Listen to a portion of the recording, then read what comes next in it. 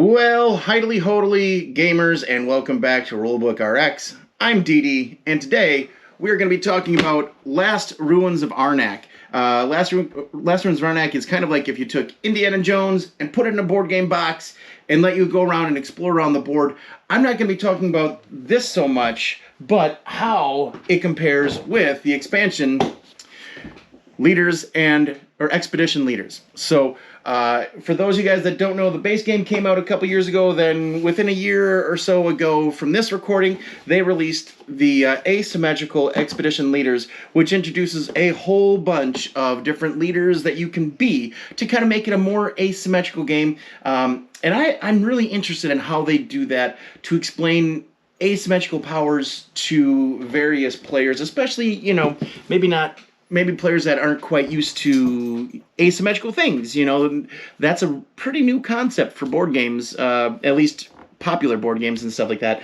I mean, we've got Root back here, which was kind of like that made it really, really big with everyone, but there's always been little inklings, so I'm always curious how this is going to look and play with new players and stuff like that. My bellwether is typically my wife, so that's, she's usually my guinea pig when I'm like, all right, we got some new games to try out. So I'm lucky that way. But we both have been playing the base game of Lost Ruins of Arnak a couple times. She catches on to it really quickly. As a quick little, I'm going to review the rule book for the base game along with that and kind of compare and contrast both of these in a little bit here. But, as a spoiler alert, I'm not going to be reviewing the game too much. I'm just going to be mainly talking about the rule book and what I think about that. I'm a graphic designer and website designer, so I really like diving into the layouts and seeing what things work and what kind of usability things they incorporate with maybe the board, player mats, anything like that makes the experience easier to just take out of the box and start playing. Sometimes I go into whether or not I had to use Rodney Smith from Watch It Played because he's a great resource for that as well. So let's get into that. We're going to be talking about the rulebook as it stands, both rulebooks from the base game and the expedition leaders, and we'll be back to tell you what I think overall. All right, so we have everything that we're going to be talking about today, pretty much. I got a couple different player boards down here for the expansion that I'm going to get into in just a second, but for now, we're going to be talking about our rule books here. So as you can see, the base game is here. Here's the Expedition Leaders expansion. Both come with player aids for both players, and we're going to be talking about a little bit of those more here with the expansion, but for now we're going to focus on the base game. Once again, here's a little close-up of some of these player aids with so many icons. I'm a huge fan of iconography, and this game is, it has it in spades. So always kind of keep that in mind when you are going to be starting this game. The teach, it's a bit, at the front of it, but, you'll get to it because they do a really good job of the board itself, has all the icons on it of where things go, so it kind of gets you familiar of it. And then, I think the rulebook does a pretty good job, and we're going to be showing that here. So kind of starting out here, we got our list of components. We love to see that, a bit of flavor text to get us into this world. And it's always nice when they provide a QR code for people that do want to use a video tutorial. I mean, I use that quite a bit when I was kind of first starting out. I have ADHD, so sometimes learning big walls of text and, all of that gets a little tricky for me. But maybe you have that same problem. So that's kind of why I got interested in really taking a deep dive into these board games and finding out, are they easy to learn? And are they easy to use and reference? So, one thing I'm going to show here, and this is kind of throughout the whole rulebook, is I love the way they have the layouts here. So, kind of mentioned before, I am a website designer, so I'm used to setting up text in a way that is hierarchical and makes sense. So those are called H1s, H2s, down to H6s. So, here we would have, this would be what I'd call an H1. This is like the most important part of the page, and then it kind of cascades down to like these would be H2s, and I'll show you some H3s later. This might be more, no, that's still an H2. That's still the same fonts that they're using, you know, throughout the same, to kind of create that cohesive together feel, and I think this does a great job of that, and I'm going to keep showing you that throughout the whole thing. One thing that's really nice with the setup here, there are two sides of the board, and I always get confused as to which side is the one, you know, kind of the easier side or the beginner side. You know, we've never really gone into Snake Mountain, which we'll show you the rules for that a little bit later, but this is a beautiful way to set up, you know, show the setup of a game. Everything is clearly labeled, you know, all the way down here, and, you know, kind of goes down, up, and around. And then this would be, I think it's coming up here with the H3s that I was saying. So, yeah, a really nice way of laying things out. Even going into showing the little icons within this setup is a great way for you to, you know, get used to setting up a board and what these different icons are going to mean. And as a teach, I typically learn the game on my own first. I might set up a two-player game. You know, set up, you know, two players that might want to, you know, have their own agenda of what they're going for, just to kind of get different concepts and how strategies work before I even bring the game to the table to teach anyone else. So learning the setup here was very easy. Everything is laid out beautifully in this, I think. So kudos to that. I've had some games like Libertalia, the Stonemeyer game edition, that I think kind of fell flat, where this is a really nice version of that. So here we have that same setup, the layout that I was talking about with the H1s, H2s, and then these would be like the H3s. So very subtle, but still kind of, you know, keeping everything really well and tight together. So once again, just kind of going through all the different ways that you're going to set this up. You know, you've got, you know, it just follows through so well, and they don't. Like, there's a lot of information going on the page, but they also use a lot of visuals, and they give you a lot of like white space, so it's not, you know, you're not dead from reading just a wall of text. You know, and they just go into great detail with like all of these different icons and what you're going to be doing. So that carries through with a whole lot of the, you know, the rule book here. We don't need to go into each of these different pages, but, you know, once again, they have artifacts and items, and they use those icons here. And how are you going to do that? You can either use, you know, these different icons here. So that is a really powerful way of conveying this information. You know, one thing they could have done maybe for these different action sections is having a little different color bar off to the sides. That's not always great for people with colorblind issues, but I do like that when board games have that, so you can just be like, oh, I'm on this, you know, even if it's not apparent right away. If you're like, oh, I'm seeing green, you know, and if they had like a little dot next to, you know, the player aid of saying, oh, here's where you are, you know, like, let's just, you know, where'd that player aid go? Well, we'll reference that later.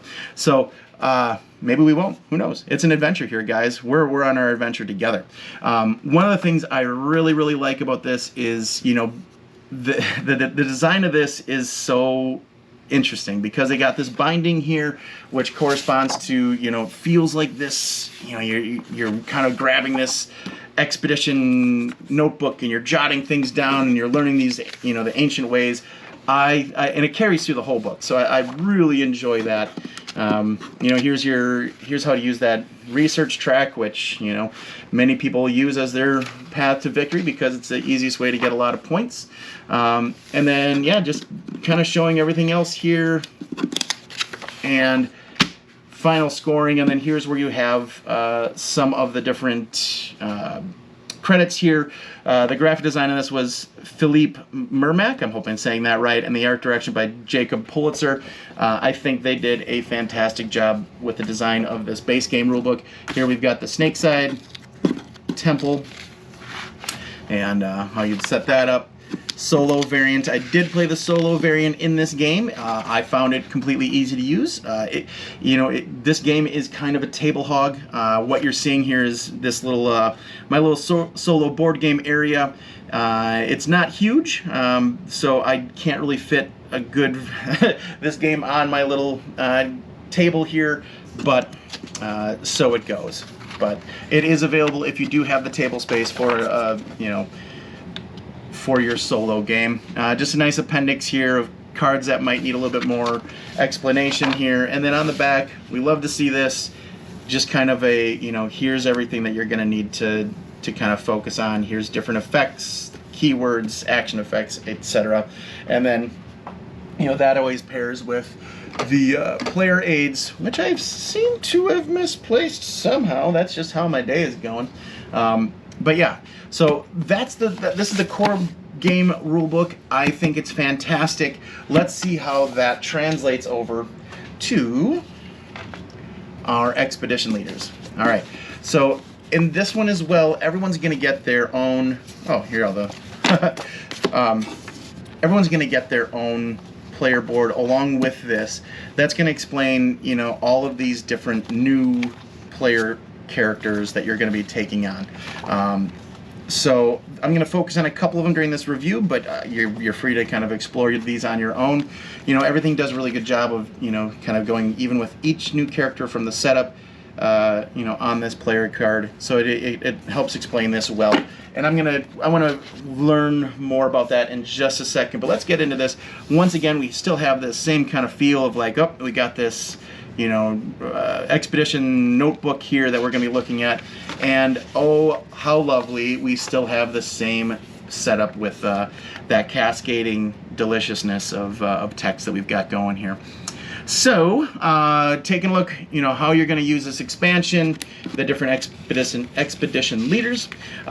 One thing that I was really curious on is like, okay, so how hard is this going to be to explain the game and then explain the different characters? I don't know if I would introduce the expansion right away. Just to be honest, the base game has so many icons. I would focus on that first, but Game 2, Game 3, sure, let's bring in some of these leaders.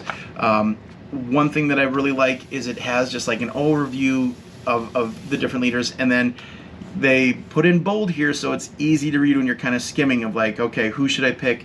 And they put the simpler leaders on top, going down to the Mystic, who is, probably more of the harder to use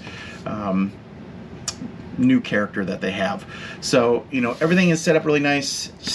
Still telling you how to do the setup here. Each person's going to get their own one of these player sheets here. Oh! And that's how those kind of look. I'll reference a couple of these in a second, but everyone gets their own player board, which are double-sided. Here I'm going to bring out the Falconer because I think she's cool. So once again, we have everything that we would normally see at our base camp, but on the back, just a nice little picture here of everybody.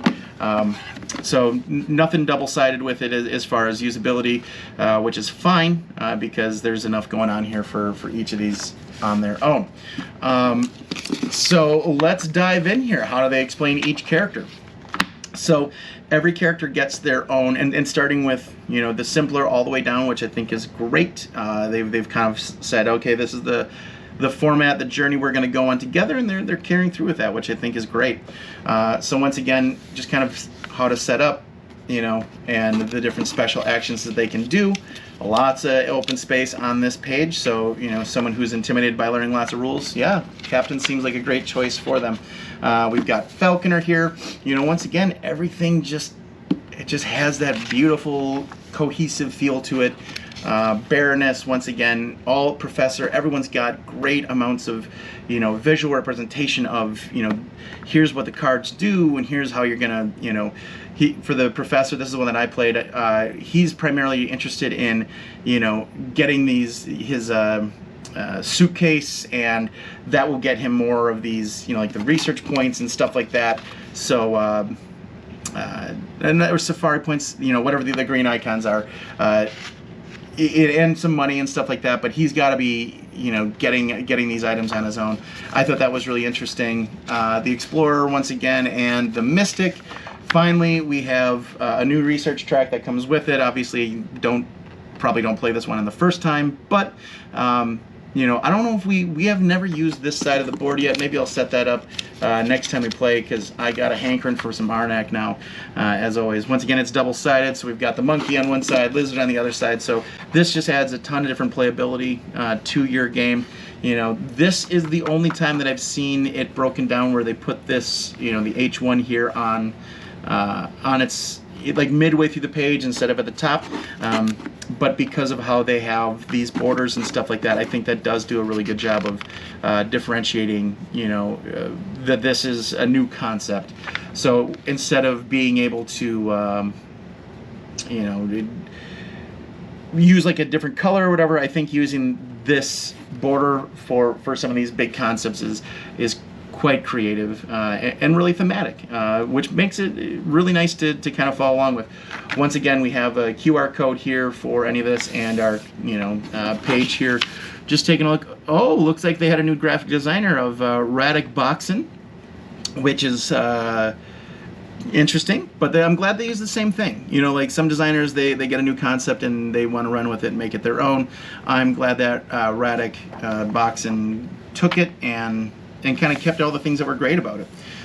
Finally, here we've got our, kind of a breakdown of all the different new icons that's going to be coming on here, and really nice. Don't forget about fear cards. So that is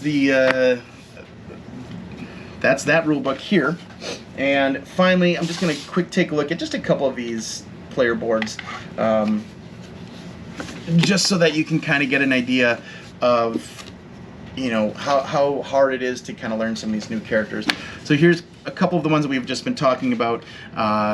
We've got the captain, the falconer, and the professor. So each of them, like I kind of referenced before, starts out with their own player card, which the instruction booklet does do a really good job of taking those concepts and really flushing them out away from a card. So while you're setting it up, you can easily kind of reference things, and then when players have questions, throughout the game, you can always hand them the rule book, and it's quite easy to kind of go with that. Here, everything's kind of set up very similar with the, these different specials at the top. When you unlock that totem, you can put those in there and get the points for them. And then over here on the left, all of these are this, they're different. Like they all have a special ability here in blue, which is nice, but everything else is relatively the same. So that's creates a bit of familiarity when you are teaching the game. Like let's just say, one game you started with the captain, then we're like, all right, well let's try the explorer next, and then everything is I would say 90% of everything is you're used to seeing it. There are new elements that we're going to be kind of focusing on, which with each of these, like here's the falconer. So anytime you do, like something happens, you're going to be able to move this falcon and then get these icons from that. So I think that's really great. Falcon always starts here and then it kind of travels around. It shows on the professor down here, on that time track where you're going to put the staff up, you're going to add these new icons, and then those are always going to, once that happens, they come into your possession. So for making a asymmetrical game, I think they did a really fantastic job of making it so that they made enough of the elements familiar, and then giving each player like a small amount of information on how this character works moving forward for the teach. So that's everything that I was going to reference here. I'm going to go back up to the other section, and we'll kind of close out here talking about Last Ruins of Arnak and the Expedition Leaders expansion. Well, there we have it. That is Last Ruins of Arnak Expedition Leaders with the base game rulebook, and I think you can tell by now, I think it's great.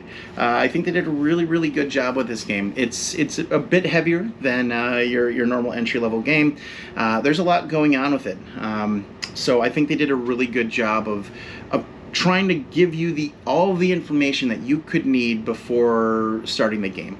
So little tips that maybe could make the game a little better. Like I said, having a little bit of color coding off to the side, that could help with maybe understanding, okay, I'm in this section, and even if they did it like kind of like like Roy G. Biv, like a little rainbow of like, okay, each of these different actions kind of are cascading down, and these are the different things you can do. But I don't even know if that would help or be helpful, because of then it might put a hierarchy in someone's mind of, oh, this is the most important things to do. So maybe even not. I think they did a really nice job of just kind of keeping that cohesive, layout of the fonts, in the top borders and stuff like that throughout the game and into the expansion, which just makes everything feel really well put together and cohesive and one game. So big ups on that. I think that can be a struggle, especially seeing that there was a new designer for the rulebook. I'm really glad that designer had the strength to just keep it cohesive and together. So that's great. So yeah, there's not too much that I need to add as far as learnability with this. I did not have to use Rodney Smith for learning it, but I believe I did look. I used him because while I was teaching myself the game, I just kept thinking I shouldn't be able to do all these actions. And yeah, you can that was the thing that I didn't really get from the game or from the rule book is. You can just keep taking actions as long as you can. There will be a point where all of your workers are on the board, and you're trying to spend the last little bit of money you have from all the cards and stuff that you've got. But you can just keep on trucking and going until you have to stop. So I that was one thing I didn't really pull from the game, which. There's no reason why I shouldn't have, but it seemed like I had too much power at the beginning of the game. So, but that's just how it goes, which is great. It's kind of nice to jump into a game and feel like, oh, I can do all of this stuff, that I want to do. Yeah, I think the rule books, the way they feel, they both have the same, just standard kind of feeling with it. They do come with scoring sheets, which, once again, my wife beat me 47-41 on that gameplay, so hooray for me. Typical. So yeah, I've got nothing but high marks on Last Ruins of Arnak. It's it is one of my favorites. I do plan on, because this game is compared so heavily to Dune Imperium, and now with Endless Winter Paleo, whatever that is, the new Endless Winter game, that is another worker placement deck building game. I'm gonna maybe do a comprehensive deep dive into all three and which ones are better at explaining that concept as well. So that'll be coming down the pike. But for now, thanks a lot for stopping by, checking out the show. If you have any suggestions or comments, please leave them. I'd love to hear from you. If you think I was wrong about any of my explanation of the design elements on here, I love critiques and do well with feedback there. So once again, I'm Didi. This is the Rulebook RX. Lost Ruins Arnak is going to get a live and well from me for the rule books and teachability of this product. So come on by. We'll be looking at more rulebook layouts and UI UX tricks with board games coming up next time. Thanks so much.